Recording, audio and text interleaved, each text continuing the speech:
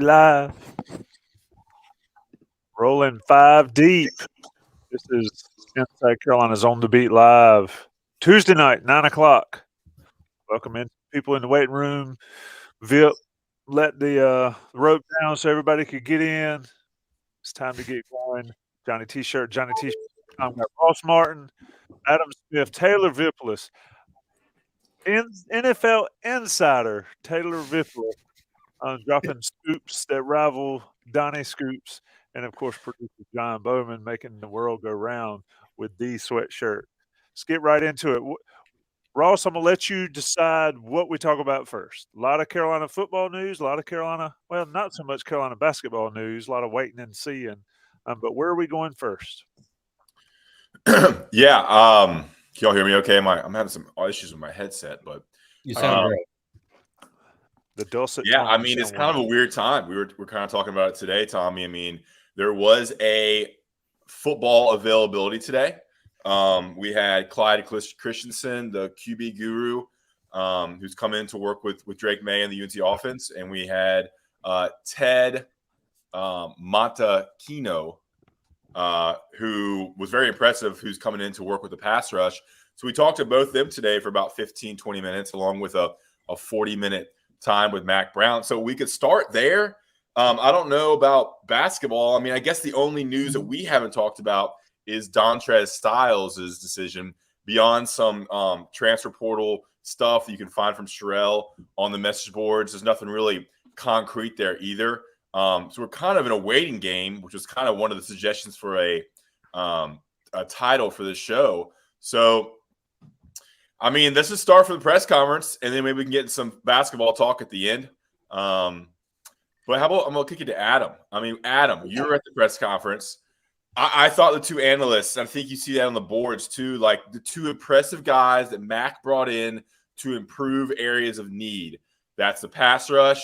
That's some red zone offense. I think Clyde Christensen is just a bonus to improve Drake May and to work with a new offensive coordinator in Chip Lindsey. What was your major takeaway with those two guys? Because it was interesting to talk to them. You know, new guys we had not mentioned, guys with so much NFL experience. It was two very impressive individuals. I suggest you watch the YouTube videos from those press conferences. Yeah, I mean, I couldn't agree more. I don't have anything to give you a counterpoint there, Ross. I mean, I thought they both were super impressive, and I don't know in terms of a main takeaway. Mac. I mean, Mac. There's a reason they always say that Mac Brown wins the offseason every offseason. Like, you know, he was fun to listen to today. Like, you know, he keeps getting slimmer, I think, although we don't have an official weight loss number on for Mac. And, you know, he was saying, like, he said it's a really healthy time. He meant for the UNC football coaching staff, but that guy seems super refreshed and, I don't know, reinvigorated or invigorated. Mac Brown, I mean. And I think it just goes along with the level of experience and expertise they have with Clyde Christensen. Clyde Christensen, 26 years in the NFL. He's a UNC alum. I mean, the stories the man has, he said he coached Drake May's dad, Mark May, at a football throwing camp in Charlotte back in the day when Mark May was in high school. Lived in the same suite in Ehringhaus with Lawrence Taylor. You know, like, oh, by the way, throw in Tom Brady, Andrew Luck, Peyton Manning. You know, like, I think if you're a Carolina football fan, these are super interesting individuals. You look at Ted Monachino, and some will call him Monticello. That was I made a mistake thinking that was what his name was at the start. But, you know, the work he did with Terrell Suggs with the Ravens. I mean, I think there's just so much to like. And as we've said it before, just so many new voices and new eyeballs to take a look at what's going on with the Carolina football program and to help out. Let's get Vip in here. Vip, Monachino was with the Falcons, and that's how he ran across Gene Chizik. You broke some scoop about the Falcons earlier this week, so I'd like to get your insight here on the North Carolina Tar Heel scoop as well. You pretty much, you kind of like I am with the basketball team. You said all you needed to say about football at the end of last season. But where are you as they add these analysts and sort of bolster the coaching staff this route by going this route? I thought uh, Monachino was fantastic to listen to. And one of us asked the question directly about how are you going to work with Tim Cross, or what is it like working with Tim Cross? And that addresses the 20,000-pound elephant in the Inside Carolina Tar Pit message board room there. But Vip, what do you think about Mac tacking on an NFL talent, at least in the coaching rooms? Yeah, I think just listening to those two guys, they were really impressive to hear from. And I don't think there was times last year, I think I said it after the ACC championship game, where I felt like North Carolina was at a disadvantage from the get-go in games because of the coaching. And when you bring in experience like that, when you bring in somebody like Freddie Kitchens, I think that does start to level the playing field. And with the way that North Carolina has been recruiting, they should be competing with teams a lot better than they were competing with teams at the end of the last year, where Clemson runs them out, Oregon beats them, NC State beats them, Georgia Tech beats them. And I think a lot of that was on the coaches. I get that players have to play, but when the coaches are putting players in disadvantageous positions, it's going to be hard to succeed. And I think one of the things that I was the most impressed with hearing Mac Brown talk today is how honest he was with the shortcomings of last year's teams, where he said, I think his main quote was about changing the narrative that on the defensive side of the ball, they're soft. They can't stop the run. Offense, they're pretty. They could score a lot of points, but they're not physical in the run game. And this whole offseason, with how honest Mac Brown has been about the program, it seems like they're trying their best to address those concerns. And when you have a quarterback like Drake May, who's arguably the best quarterback in college football, I think I can make that argument for him.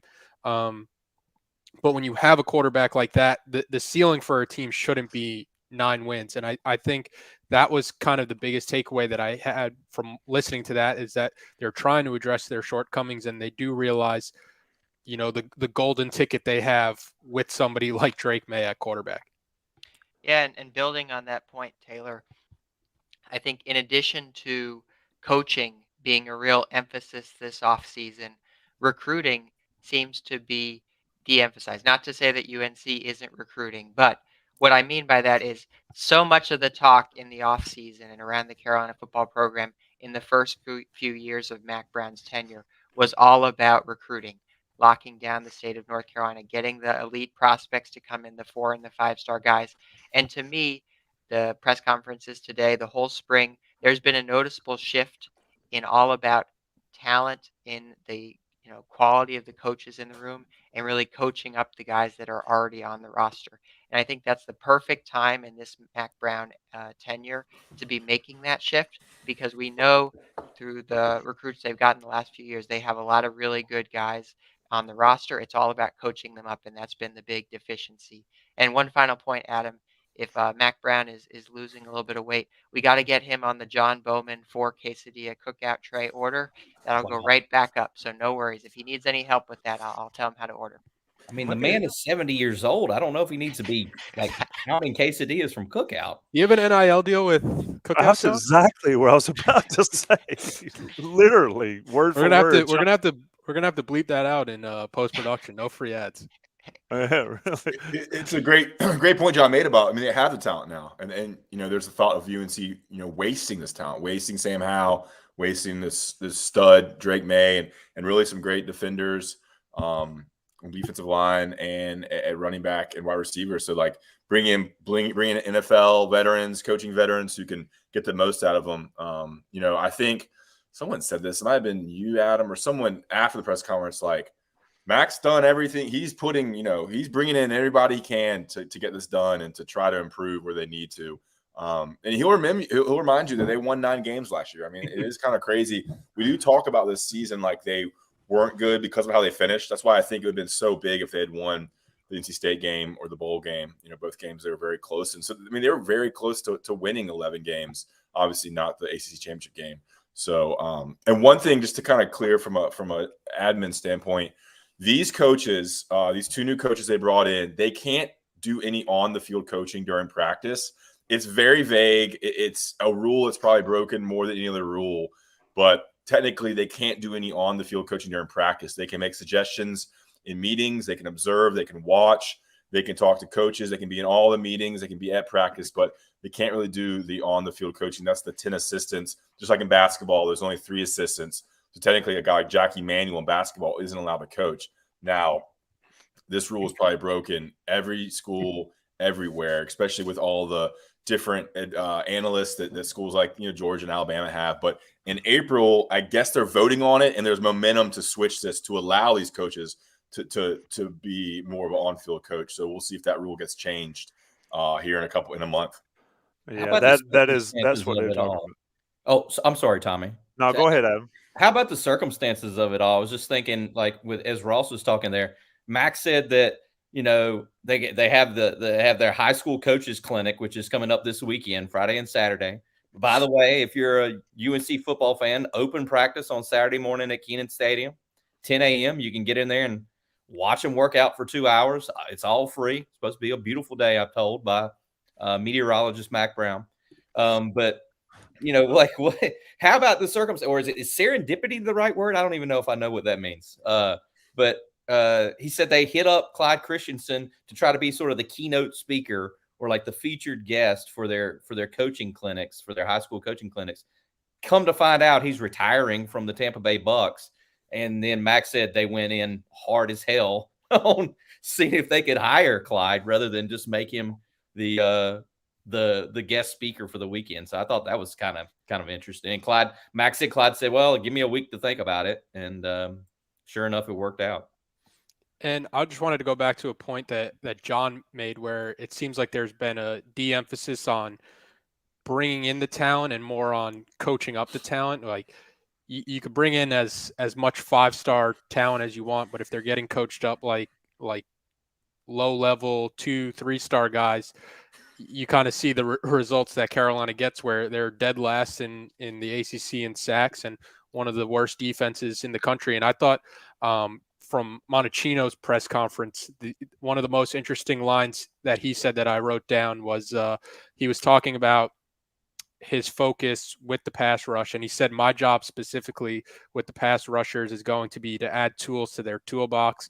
I'm not going to try to remake any player. And I thought that was interesting because when you see somebody like the players that Carolina has along their defensive line, the biggest critique that, people like myself or Jason has is that they really don't have anything in their toolbox besides like one move. And if an offensive lineman and if offensive tackle at this level knows what you're going to do, they're going to shut you down more often than not. And I think that's what's been really lacking from Carolina's defensive line, that kind of creativity where only K'Mon Rucker is the only guy who seems to be able to get home on rushes. I think what's interesting to tack on what you were saying, Taylor, he said, we have fast where we need fast. We have explosive where we need explosive, big where we need big, violent where we need violent. We've got all the things we need from an ingredient standpoint. Now it's time to put them together in a way they can be effective. Straight coaching, right? They've got the talent. There's nothing, like I said to you, Ross, over at Bosch, and I've said before, Mac Brown is shrinking the list of excuses that this program can make for not winning a lot of ball games by making hires like this. Because the coaching discussion is going to go away when you add somebody like Monachino from look at his resume. It's ridiculous. And now he's an analyst for North Carolina coaching these guys. So, and same with Clyde Christensen. There are less and less excuses that anybody could make if they don't get it done. And I think Mac understands that. And I think that's why Mac has gone all in on Drake's last year. On 20, realistic fans think 2023. Old school Tar Pit people will know where that came from. I think it was actually 2001, maybe. Anyway, it's been a while, but I think that's where we're at with this football staff. What you got, Ross? Yeah, I mean, there's a couple things. They said Montecchino, right? It seemed Montecchino. It's like spelled like Montecchino. I mean, There's no T in there either. Montecchino. Yeah, but yeah, Gino, big Montecchino. Chino's guy. So two things. Kind of breaking down. Clyde Christensen. I mean, paint this picture. He's worked with Peyton Manning with the Colts, Andrew Luck with the Colts. So the two best quarterbacks in Colts history, I would assume. And then Tom Brady for 3 years. I mean, Tom Brady, Peyton Manning, probably two of the five best quarterbacks to ever exist. I mean, he was saying how, he texts with these guys, he calls them. I asked, can we get Tom Brady and Peyton Manning in Keene Stadium next year? And I mean, he's like, these guys are my buddies. So you got to think about the excellence that he has coached, the trust that those guys put in him, the Super Bowls that he's won. Like, imagine how that's going to weigh in recruiting, not necessarily that he's a recruiter, but look who they have brought in, how it's going to improve and demand the respect in the quarterback room and with offensive play calling and wide receivers, things like that. That's just it's just an impressive resume when you mention the names he's worked with. And then on Ted Montecchino,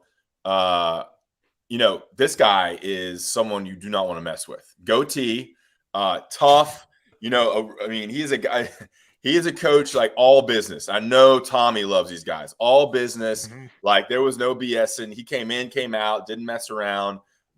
Very direct, very stern, all business approach. Like, his guy's not messing around. And, that probably comes from an NFL standpoint. When you're working with adults, you're working with grown men, people in their late 20s and 30s that, you're not babying college kids anymore. So just kind of to paint the picture of what these two guys kind of resemble. And look, Clyde is a volunteer.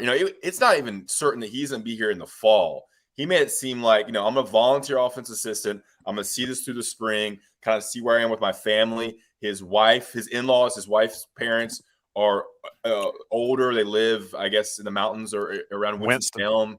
Yes, they want to be closer to his in-laws as they get older, and reach a certain age. So that's one of the main reasons. So this is more of a volunteer, helping out where I can type situation. Whereas I think Ted Montecchino, man, this is like a job. Like, he's coming to kind of, be here for a year or two, see where it goes, and get back to the NFL, get back to wherever. I mean, he's here as more of a, like, this is where I'm going to commit to for the next year. So that's kind of how I paint the picture of those two individuals we had the pleasure of talking with today. It's fascinating. And Christensen was in Chapel Hill back in the day when North Carolina football was the old school type of football. I mean, he roommated, and credit to Adam for reading the bio. He was roommates with Lawrence Taylor, sweet mates with Lawrence Taylor at North Carolina. It doesn't get any more badass than that when you're talking about football and guys like that. So, I mean, just a ton of – and folks need to get on there. If you didn't watch the YouTube videos, I'd strongly suggest watching the YouTube press conferences because you get a feel for them, but the written words on there as well. I knocked out the defensive one. Ross did the offensive one. And then, of course, Adam's got all the MAC news and notes. So check all that stuff out. Anything left as far as the football discussion with those two? Well, briefly, LT, if those walls could talk. Aaron House dorm, sweet mates for 3 years. I've got the book. I mean, LT stories. Tommy and I were talking a little bit at Boston about it. I mean, climbing Aaron House outside. I've heard stories of him throwing Coke machines off the 9th floor. I don't know. It's crazy. Aaron House doesn't have 9 floors, if someone corrects me. But I mean, imagine those two guys. Adam was kind of riffing on that too after they were gone. And Clyde said what? Clyde worked for the Dolphins too there for a year or two. The amazing thing about Clyde in terms of just his resume, if you look down the list, it says offensive coordinator or quarterbacks coach, all of those. I mean, he was the guy calling the plays and working with Tom Brady on his footwork. Like, he was saying, talking about the finer points of Tom Brady's game today. But he said at games at Miami, he always knew when LT before the game was hollering at him from the sidelines. I guess LT lives in Miami. I don't know if Taylor Schefter can speak to that or not. I haven't seen him. Yeah, I've been camped out. But he said, what did he say, Ross? He said he used a little racier language than I'm allowed to say, but he would basically tell me that I stink or something like that. Is that what Clyde Yeah. said, I think, Tommy. And look, LT can live wherever LT wants. Clyde seems kind of like the likable choir boy. Like, seems like a very nice, friendly, well-liked guy, contrasted with LT, who, I mean, everybody's heard the stories. Adam and I were joking that maybe they brought in Clyde to calm LT down a little bit, put them in the room together, see if some of that could rub off on him. Right. I believe Clyde was adopted. I believe he was adopted as a child, and his father was a pastor. And that's what Ross and I were talking about. So you bring in the son of the preacher to try to put the Stay good with word on LT. LT and make sure he stays eligible or alive or something. So Adam's gonna write the bio on Clyde, man. You got intel coming out everywhere. I don't know. I think that's right. I probably shouldn't say that out loud. I'm pretty sure he was adopted. I think I read that. I tried to read up on these guys when we were writing when we had to put the stories together on them. I was kind of impressed. The yellow notebook was kicking out knowledge. He looked at you like, yeah, that was a pretty good question there. Some bad news came out of today, and that's Malachi Hamrick done for the year. Don't want to be Holiday Inn Express doctors, but it sounds like a knee issue, non-contact lower body, we'll call it. But whatever the reason, he is out for the year of 2023. Puts a lot of pressure on those Jacks, which is Amari Gaynor and guys like that. Vip, spring practice. What bit of news for you would come out of spring practice, positive news, that would make you raise an eyebrow saying this is going to be different? A lot of people are talking about drinking the Kool-Aid and going back in, and Charlie Brown's about to kick the football again and all that stuff. What do you need to see or hear this spring that sort of gets you back on track? I don't know, to be honest. I don't know if there is anything that anybody could say in a press conference or hear from a report to, be all in or think that this team has flipped the switch, because like Adam said, I think Mac Brown is a master at the press conference. I think he's the only coach who's consistently undefeated in press conferences. So for me, I'm at the point where it's like the results have to start changing on the field for me to have that certain level of buy-in. But things you're probably looking to hear from is like Carolina has found a way to have a more balanced offense. Carolina looks tougher. They're playing with more aggression on both sides of the ball, especially in the trenches. But for the most part, I would say that for me at least, I'm waiting until that first game before I'm kind of judging the team and the direction of the program as a whole. I got one that I'm looking for this spring, building on what you were saying there, Taylor. I'm looking at Drake May, the off the field leader. I know last season we saw him as the on the field guy for this football team, but if you rewind, when we were having these shows in July and August, one of the main things we were talking about is a quarterback competition. And it's really hard to be a leader of a team when you don't know whether or not you're the guy at quarterback, especially someone I think like Drake May. This is, you know, projecting a little bit, but I could see him maybe not wanting to quite take over a team from a leadership perspective if he wasn't named the starting quarterback yet. So now we have an entire offseason where it's very clear who the alpha dog is on this offense. It's Drake May, and he can push his teammates to sort of play up to his standard and his level. So I'm really excited to hear more about that. Maybe it's something that we can see in the open practice this weekend or at the spring game. Maybe it's something that'll come up a little bit in interviews throughout the spring. But that's really exciting, and I think that could really help this football team take that next step and maybe make this next season a little bit different than the last one. Yeah, and I think that's something that Drake probably knows too, that he has to be a better leader for this team. I'm sure he has his sights set on the 2024 NFL draft, and all those NFL teams are going to want to know about his leadership if they're considering taking him with a top 10 pick. So I think that is a good point and something to kind of keep an eye out for, and it's probably a big emphasis for Drake at the same time. Let me ask this question, and specifically to Ross and Adam, because you guys have been around it for a long time. Is Mac any different? I thought Chiswick a couple weeks ago whenever we covered that practice, I thought Chiswick was pretty much, we got to fix this, whereas last year he was like, we're fine, everything's good or whatever. This year it was like, we got to fix this. We had issues, coaching had issues, blah, blah, blah. And now Mac's basically come out and said his team was soft on the defensive side. Adam, is that a difference? I mean, that seems like a little bit more candid. It's true, but it's not like they would say that a lot. Last year, if you question that, it was, we've won 9 ball games, Tommy. We're playing an ACC championship, Tommy. Focus on the prize.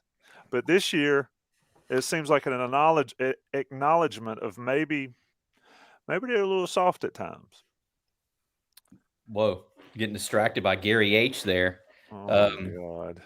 Don't we all, Gary? Don't we all, buddy? Great hair.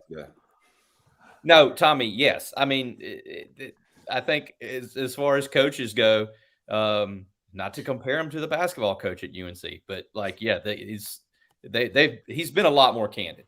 He has been a lot more candid. I think that's the right word. And Gene was, a week or 2 weeks ago when we talked to him. It's like we've said, they're saying all the right things. Heck, what's today? March 21st. Still don't play a game for about what? 5.5 months. I mean, we got a long time to go here, but yeah, I Mac's right that it's interesting that Mac says we've got to change the narrative, which he's basically saying the narrative is correct. We've been soft on defense. We've been weak against the run. I mean, obviously they know that better than anyone. They see it every freaking day, and every time they turn on the film, and every time Notre Dame shoves it down their throat, that type of thing. But yeah, I do think, sorry, Ross, I do think that there's a level of just sort of authenticity there that you can't say that that's sort of PR BS spin when they've said stuff like that, and they've been upfront about it.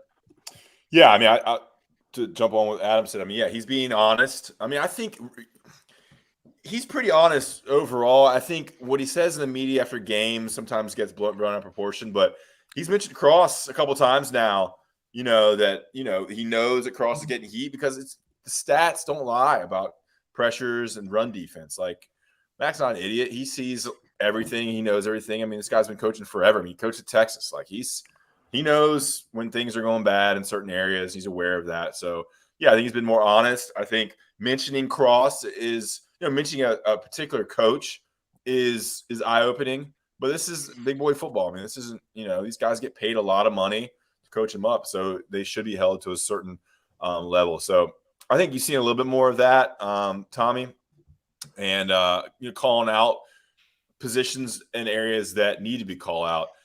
You mentioned Jax and Malachi Hamrick. I just thought, this is on the beat. So a little bit more on that. I mean, so he played some last year, Malachi Hamrick, out for the year, non-contact injury, lower body injury. So you look to Amari Gaynor out of FSU, probably your starting jack anyway. And then I think, am I wrong, Adam? Kamen Rucker is a full-time jack. Didn't Gene Chiswick say that? That's what he said. That's what he can play both. That he had been specifically working with the jacks. He hadn't been going back and forth to power in.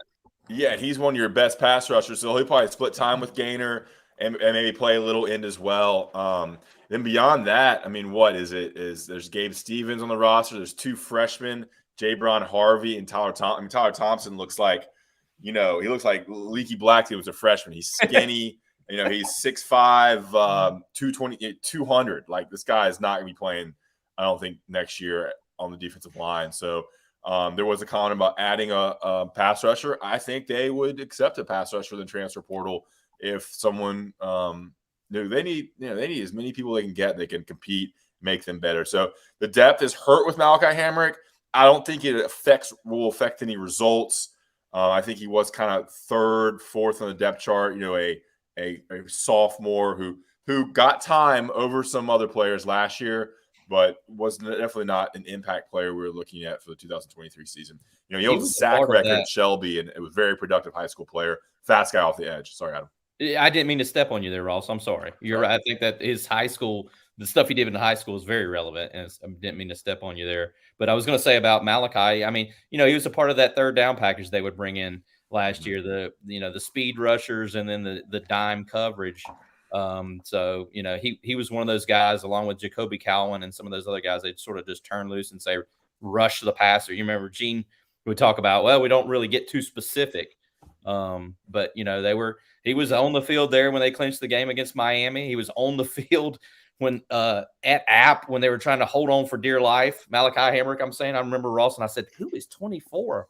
Oh, it's Malachi Hamrick. Okay. But also just to, this is a hard shift here. I was thinking about this earlier when Ross was talking and wanted to add to it. I don't know if you guys this registered with you all, but I thought it was super interesting when Max said toward the end today when we were talking to him. He said, he coached at Texas 16 years, and he said he believed that he only had 3 or 4 coaching changes in 16 years. He was like, "Don't hold me to that number," but that's kind of unbelievable. And I think he thought that was a good thing at the time. Right, because in that, and you can see why you were thinking like the continuity of it all, and no one wants to leave because of the success they're having and those type of things. And yeah, obviously they were going to the national championship game, but that sort of went along to the whole, I don't know, just the different air that you see from Mac, at least publicly in these press conferences when we've talked to him the last couple of weeks and been around him at practice. Ross and I. And Tommy and I were around him at practice a couple of weeks ago, and it was super fun to just shoot the crap with him, while they were practicing. But I thought that was really interesting about how many people that there was no change at Texas virtually when he was there. Didn't he end up saying that like change is good because you get new ideas? Wasn't that? I thought that's kind of where you were taking it. Like, yeah, adding coaches from different backgrounds brings in new ideas, and you don't get stale in your play calling, stale in practices. So the fact they've had a lot of coaching changes on the offensive side, bringing in these 2 analysts is a good thing. The stability can be a good thing, especially for recruiting and building relationships with high school coaches. But bringing in new ideas is kind of what Mac was getting at, that change can be really good, adding in different perspectives from different backgrounds. Yeah, I forget what coach I was listening to. I love watching coaches' press conferences after games, so it kind of blends together. But one coach was saying essentially that he only likes having coaches that aspire to be head coaches because of they're always pressing for new ideas and they're always looking to go up another level. And I think when you get those new ideas, it's only a positive. And I wanted to go back to the Coach Chizik comment with his level of like honesty in the press conferences, because I think from his perspective, I think there's almost like a certain level of like embarrassment there, where you have a 2-time national championship winning head coach as your defensive coordinator, and like this Carolina football team, it's on his resume now, where the numbers don't lie. Like Ross mentioned, they're one of the worst defenses in the country, and last year they were kind of hanging their hat on, we won 9 games, we went to the ACC championship game. But if you're watching the film and you're taking a step back, those 9 games and why they went to the ACC championship game had almost nothing to do with the defensive performance as a whole, and more to do with having Drake May as your quarterback, having a top 25 offense that was kind of carrying this team. And I think there's a certain level of honesty that the coaches have to have when they're talking to the fans, because the fans aren't stupid. They know that defense wasn't good. They can kind of hang their hat on whatever they wanted towards the end of last year. But I don't think you're not fooling anybody by saying that Carolina defense was even borderline acceptable last year. Terrible is the correct word, and I don't think they would deny it. And that's why the flip has been interesting to me, to see the difference in how they addressed it or dealt with it. Then they did get better, and there's some good guys on that defense. But Monachino said it today: the film does not lie, and that's that is what they have rationaled and they're believing in now. Ross, you want to do us a read? Sure. An ad read? We'll be right back. Quick ad read here. I think get your questions in. We'll do a little basketball talk on the second half. Maybe some rapid fire questions. I don't want to produce here, but you can guide the discussion. First one talks about Johnny T-shirt, johnnyt-shirt.com, your one-stop shop for all your UNC apparel needs, sweatshirts, hats, jerseys, baseball jerseys, football jerseys, basketball jerseys. Get all at Johnny T-shirt right on Franklin Street and online at johnnyt-shirt.com.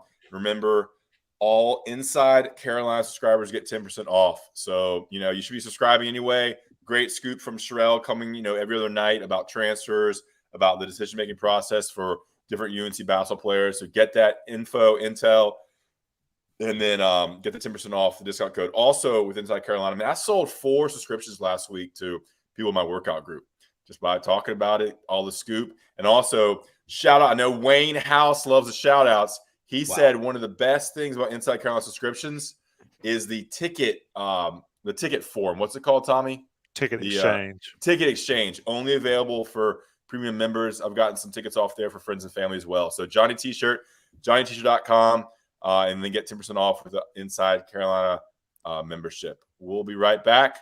Some national ads with more basketball, maybe some football talk with On the Beat Live featuring Taylor Vippolis, John Bauman, Tommy Ashely, Adam Smith, and Ross Martin. All right, boys, we're back. It's On the Beat Live. What a great ad read from Ross Martin. Just, the dulcet tones of the voice. Johnny T-shirt's got to be proud of that ad read. I wish I could do it that well for you folks, but I can't. So I defer to Ross whenever there's an opportunity. How about the subtle flex too? 4 subscriptions, Ross. You got to keep that. I mean, Just I slip kinda that was in like, there. back to that. I was like, you guys, you don't have to buy it just for me. I was like, but I was like, look, Sherelle scoop that one night, the Sunday after they got, that was unbelievable. And I was like, dude, that scoop was so incredible that I was just telling people about it. And some people overheard, me talking about it. And I was like, look, it's 50% off for a subscription. And this is the time to do it because it's so interesting reading what Sherelle has to say about basketball. The intel and just, kind of the updates about when the meetings are happening and the thought process for each player. It's great.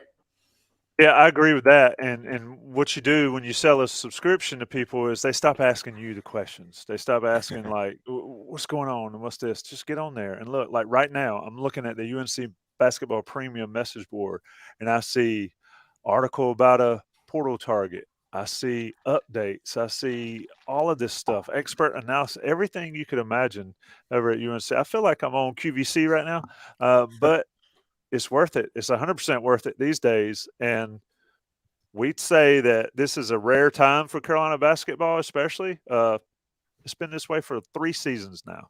All this kind of stuff that's going on in the postseason and the transfer portal, and Sherelle McMillan, Don Callahan, worth the price in spades over and over. Let's turn to basketball a little bit. I don't really have a whole lot else to say about what I've said about a basketball team. Dontrez Styles, like you mentioned off the top, Ross, or like we talked about, is really the only news. But, Hubert Davis is shopping the portal. Adam, I'm going to get in here and ask you a question. We talked about coaches being more candid, and we felt like Mack and Chizik have been that. When does that switch flip for Hubert, you think? Or does it? Or is it still too early? That's like asking which way the wind's going to blow, Tommy, with Hubie. I have basketball takes, and I can go any number of ways with it. This is huge. We can talk about this for the next 4 hours. I just think that right now it's just time for sort of Hubert to start over and just redo the team. I don't know that. I don't know of 2 bigs. I don't know. I just keep thinking about the 2 bigs with Armando and Pete. I feel like you got to go 4 out. And if Armando comes back, keep him there, 4 out, some true wing scorers. I've seen some discussion about how Carolina doesn't need to go the mid-major route with some of these guys. I can tell you this. The guy out of Towson, Nicholas Timberlake, if Carolina got him, I think that would be great. The guy can shoot his butt off. Now, I don't think he's the next Steph Curry or Mike Miller or whoever you want to say, but I mean, he is definitely not the next Justin Pierce. I mean, he has a specific skill that I think Carolina sorely obviously lacks. We all saw them play last year. We knew they needed shooting. The guy's a knockdown shooter. Catch and shoot. He can fill it Adam up. watches a lot of Towson CAA basketball, right? I mean, you watch this guy. I covered the guy. I mean, Yeah. Two-time first team All CAA. I mean, I know that when you hear Justin Pierce and who was the guy at Charles Christian Keeling. Thank you. Couldn't think of his name. I know that it's kind of like, oh, but in my humble opinion, I think Nicholas Timberlake could help Carolina. Who knows how it goes? I don't know. I don't know about Doug Wojcik's kid. I don't know if anybody has sort of an assessment there. Carolina played Brown a couple years ago. I covered the game. I don't remember much about what's the guy's name? Paxson Wojcik. Mm-hmm. I don't really have a strong opinion on him, but I do think that Nick Timberlake could help them. Well, Adam, one thing you said on the top was the two bigs, kind of with Nance. I mean, who was UNC's first choice in the transfer portal last year? Matthew Mayer, right? Matthew Mayer. So he was more of the traditional stretch 4-3 hybrid, whereas Pete Nance probably more of the 4-5 hybrid, who was their second choice. That's kind of so clearly they seek that more of that Brady Manick, Matthew Mayer type shooter than what Pete Nance was. And obviously Pete Nance could make some threes. He just didn't really do it very well at Carolina. I think Pete was a 5 that they were trying to make into a stretch 4. And he could hit the shots. I mean, there's that video of him at the NBA draft combine, and he's just stroking them, but there's nobody guarding him. And, that obviously didn't come to fruition this season for basketball, but, I don't know. I think if Armando does come back, I think you just tell him to crash the boards and try to put, they just need some perimeter scoring. And, obviously they know that better than I can sit here in Mebane, North Carolina and tell them that. Well, look at who they've kind of reached out to already. It's guys who shoot really well. Yeah, something that's interesting. I'm sorry, Vip. I told you to go in the side chat, and then I'm going to step on you. I apologize because I want to hype Sherelle McMillan again. I think if you haven't watched the Coast to Coast or you haven't read their article on Coast to Coast, folks get so caught up with numbers, right? Everybody's fretting that Tyler Nickel left North Carolina. He shot 22% from 3 or something. And if it were the flip and Carolina was looking at a guy like that, people would say, oh, he shot 22% from 3. Pass. I've seen pass so many times on the message boards. It's fit. It is all about fit and what they can do and fit with the other pieces of the puzzle. And everybody's in love with Ricky Council, and I get it. Northern Durham kid, like right up the road. He should have never gotten to Wichita State into Arkansas. However, he did. But he didn't shoot it well, and he didn't do anything. He started 7 games at Wichita State. And now he's a stud. So it's not all about the numbers. It's about the fit. Don't get lost in the stats just on their face. Sorry, Vip. Go ahead.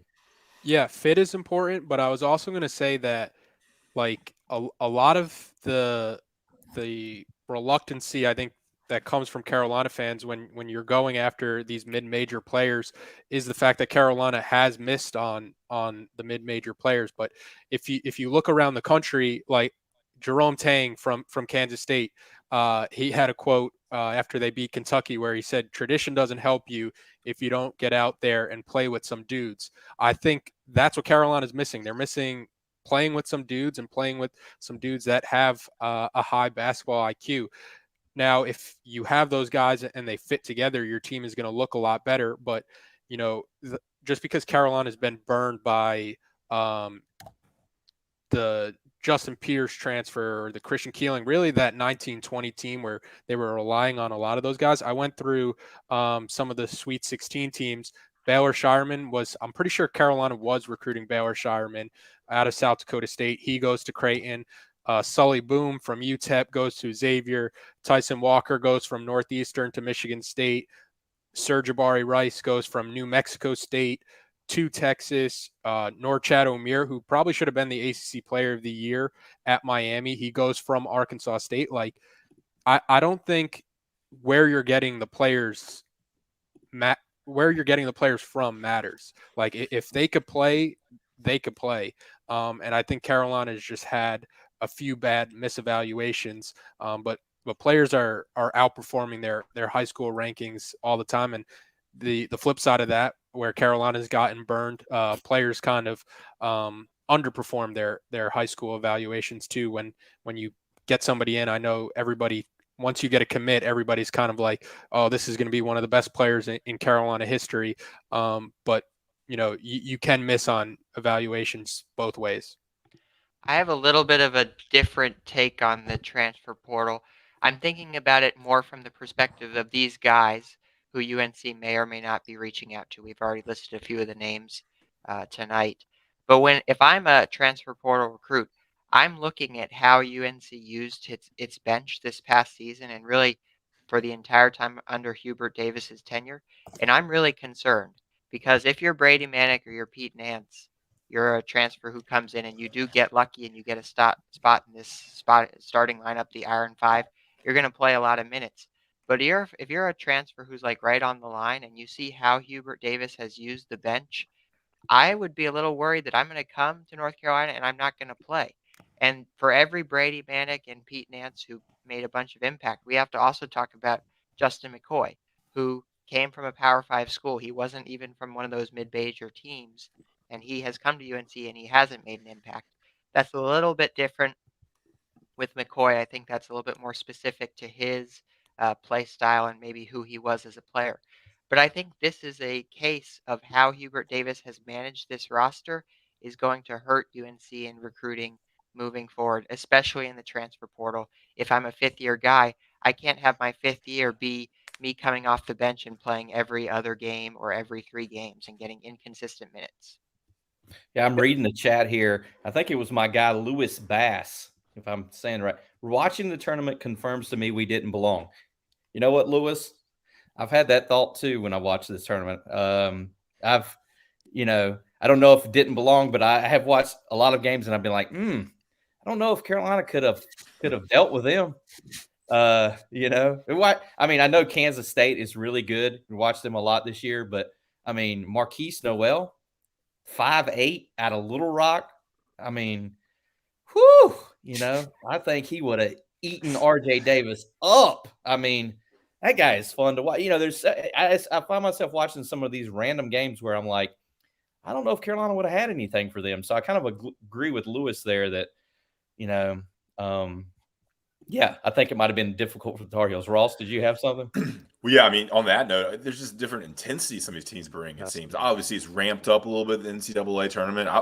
I watched more basketball the last 4 days, Thursday, Fridays, than I have ever watched. I was locked in. And because usually we're traveling with the team and covering them. I didn't travel last year to Fort Worth. I gave that to young Gregory. So I was locked to the games last year. But usually we're traveling. When you travel and cover a team, you don't watch as much because you're working. But we didn't have to work this weekend.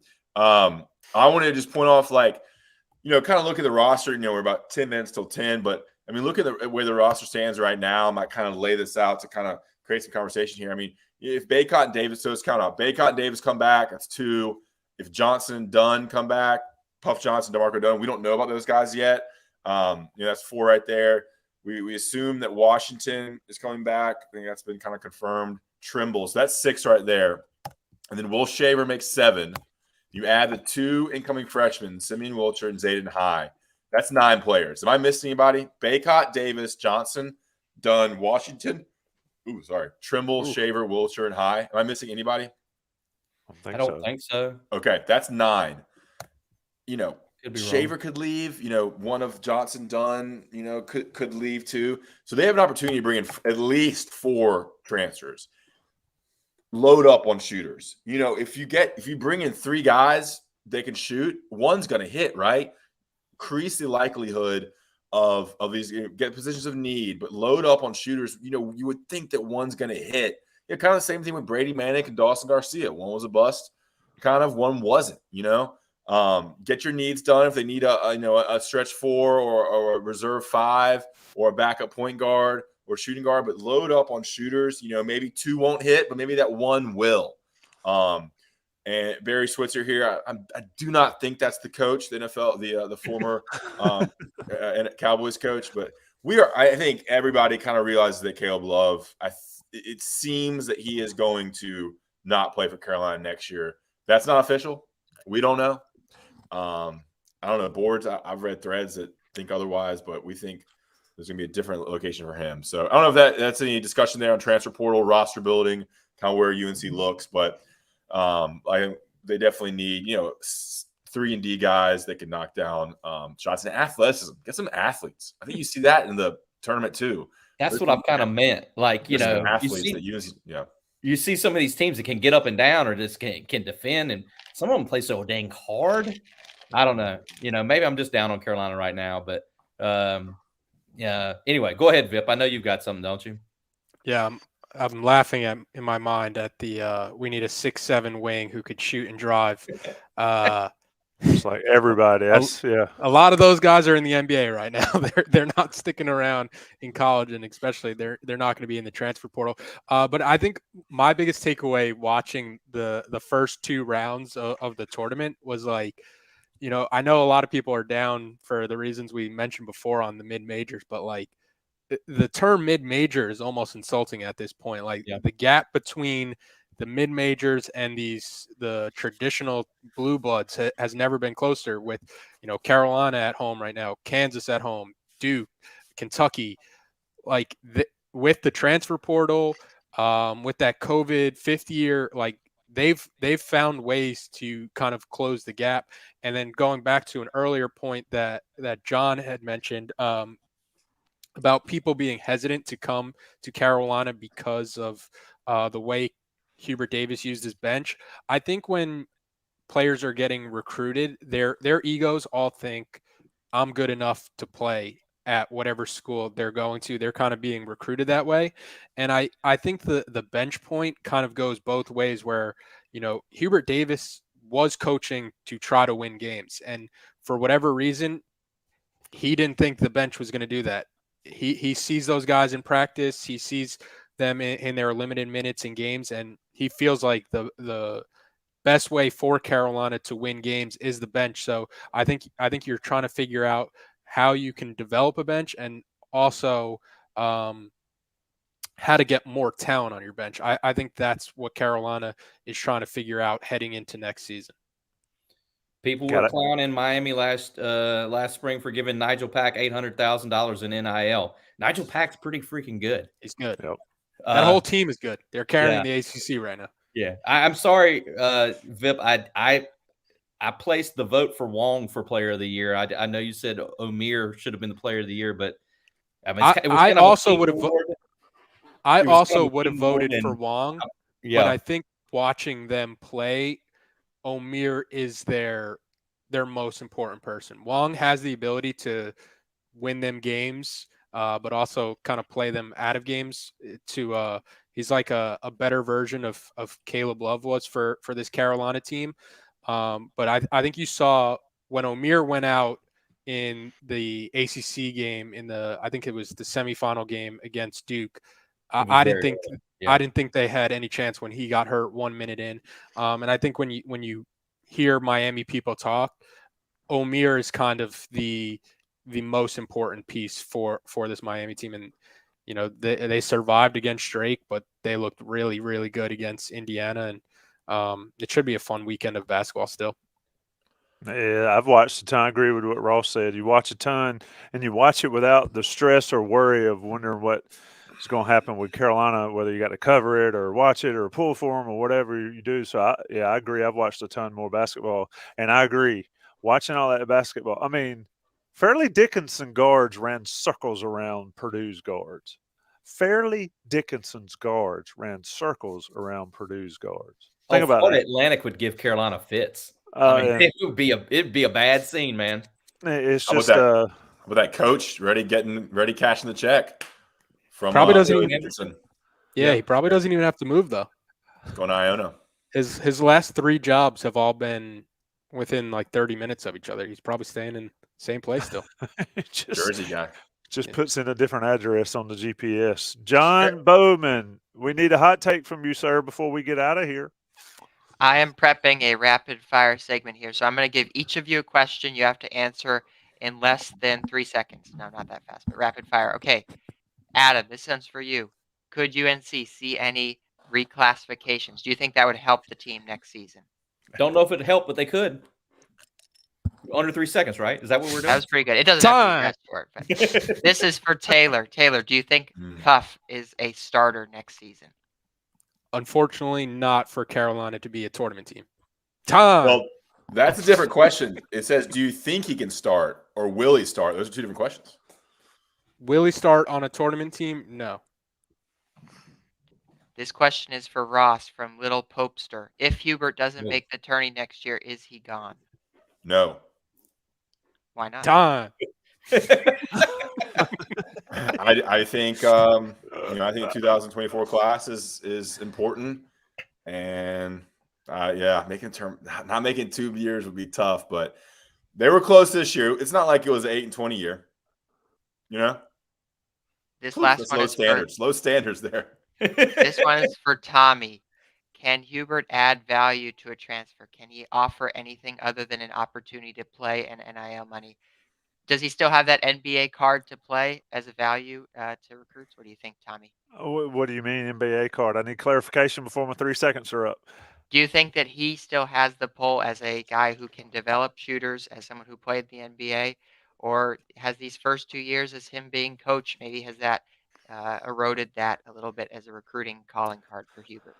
I think he can still sell it a little bit, but I mean, this was the worst shooting team or one of the worst shooting teams in the history of Carolina basketball. So that's going to be a tough sell. I think the value, the opportunity to play, and the NIL is why they can is why they can add a valuable transfer. I was in mid sentence. I was in mid stroke. I get it in mid stroke. This is why I'm a part-time producer and Taylor and Tommy are the real producers, because that was probably too short. But good segment, everyone. Good segment. I have a headache now. I think I saw stars when you yelled time in my ear, Taylor. Let's get out of here. It's been On the Beat. It's about 10 o'clock. Will we be back next week? Yeah, there'll probably be some news to talk about. More spring football, open practice on Saturday in Kenan Stadium. If you're in Chapel Hill or in the area, go by there. It's a good day to go see Kenan Stadium with some players running around. You might see some of the Inside Carolina staff. Hit them up. I'll be hiding.